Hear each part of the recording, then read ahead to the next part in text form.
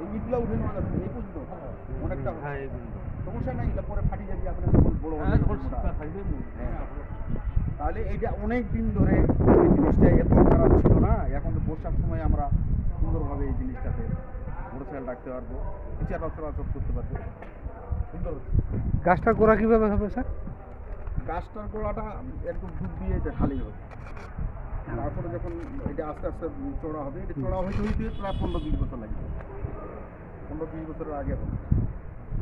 এই যে ভাঙে গেছে, ভবিষ্যতে এইটাও প্লাস্টিক করতে হবে। ঠিক আছে,